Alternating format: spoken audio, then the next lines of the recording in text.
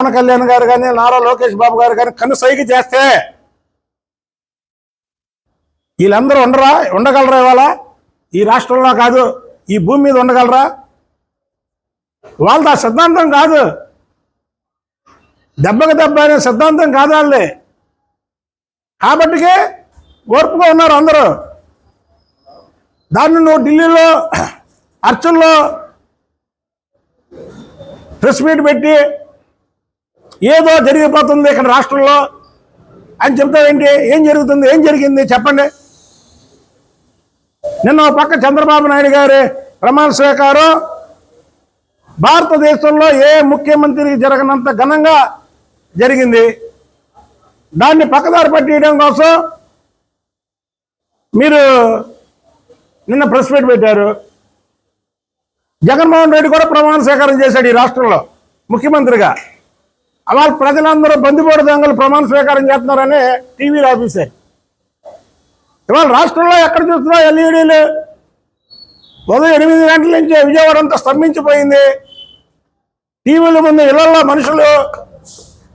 అంటే ఒక మహానాయకుడు ప్రమాణ స్వీకారం చేస్తే ఎలా ఉంటుందో ప్రజలు చూశారు నిన్న. ఆ టైంలో మీరు అక్కడ ప్రెస్ మీట్.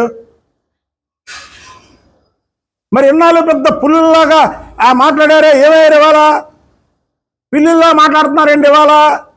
రాజ్యాంగ వ్యవస్థలు ఏమైపోయినాయి, చట్టాలు ఏమైపోయినాయి, న్యాయాలు ఏమైపోయినాయి, పోలీసులు ఏమైపోయారు? ఈ పోలీసులు పెట్టుకునే కదా ఈ పిల్లి వల్లభనేని వంశీ చంద్రబాబు గారి కుటుంబం మీద అవాకులు చవాకులు పేలితే 4+4 గన్మెన్లు. దేవినేని అవినాష్ ఇంటి మీద దాడి చేస్తే 2+2 గన్మెన్లు. మేము ఇంతవరకు మా గన్మెన్లు మేము తీసుకోలేదే. అంటే ప్రభుత్వం ఉంటే పులుల్లో వేషం కడతారా? ప్రభుత్వం పోగానే మీ నిజ స్వరూపం పిల్లుల్లా బయటకు వచ్చి మ్యావ్ మ్యావ్ అంటారా? వాడు గుర్తుపెట్టుకోండి, మా నాయకులు చెప్పినట్టు మేము వింటాం.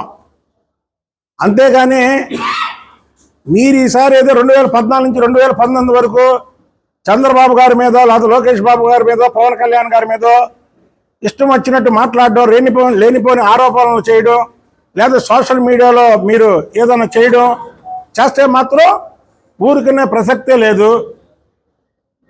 అలాగే ఇంకొక విషయం చెబుతున్నాం. వల్లభనేని వంశీ అనే ఓటు మాత్రం వాడు మాట్లాడకూడనే మాట మాట్లాడాడు. వాడిని మాత్రం క్షమించే పరిస్థితే లేదు ప్రజలు. ఏడే పెద్ద హీరో మాట్లాడేవాడుగా, పెద్ద పోజు కొట్టేవాడుగా, నీ పక్కన కూర్చొని జూమ్లోకి వస్తే నువ్వేదో పెద్దవాడు హీరో అనుకుని నువ్వు పక్కన కూర్చోబెట్టి లోకేష్ బాబు గారితో మాట్లాడుతుంటే జూమ్లోకి తీసుకెళ్ళావుగా. ఎక్కడున్నాడు ఒకసారి నువ్వు కలుపు. ఒకసారి ఫోన్ చెప్పి మాకు ఫోన్ చెప్పి ఒకసారి వల్లభనేని వంశీతో ఫోన్ చెప్పి మీ ప్రభుత్వం ఉన్నప్పుడే 3 సంవత్సరాల క్రితమే నేను చెప్పా వల్లభనేని వంశీకి దమ్ముంటే నాకు ఫోన్ చేయమని నేను చెప్తాను అని. పిల్లిళ్ళు వెనకేసుకొని మీరు వాళ్ళకు పులేశాలు కట్టి 2019 నుంచి 2024 వరకు చంద్రబాబు గారిని, లోకేష్ బాబు గారిని, చంద్రబాబు గారి కుటుంబం మీద, అలాగే పవన్ కళ్యాణ్ గారిని అనేక మాటలు మాడిచ్చారే. ఆ రోజు మీకు న్యాయ వ్యవస్థలో చట్టం గురించి తెలియలేదా ముసలినక్క?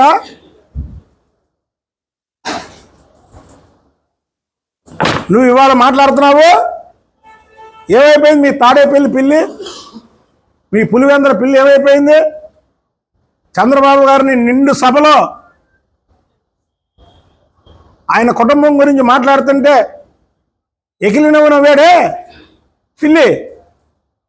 ఇవాళ మేము ఏమైనా మాట్లాడుతున్నాం? భారతి గారి మీద మాట్లాడామా? మా ప్రభుత్వం వచ్చింది భారతి గారి మీద మాట్లాడామా? అది మా సంస్కారం. మేము మాట్లాడడం కూడా ఆడవాళ్ళ మీద మేము మాట్లాడాం.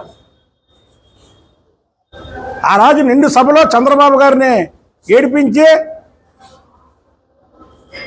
దడే చంద్రబాబు గారు శపథం చేశాడు లోపల. మీరు చేసిన అవమానానికి మళ్ళీ నేను ముఖ్యమంత్రిగానే అడుగు పెడతానని. మళ్ళీ ముఖ్యమంత్రిగానే అడుగు పెడుతున్నాడు చంద్రబాబు నాయుడు. అదే చంద్రబాబు నాయుడు గారి సత్తా. ఇవాళ నువ్వు ముసలి కన్నీరు కరుస్తుంటే ఎవరు దాన్ని క్షమించరు. విజయసాయిరెడ్డి, నువ్వు ఒక నక్కవి, నువ్వు ఒక శకునివి. మొత్తం మిమ్మల్ని చట్టపరంగానే శిక్షిస్తారు.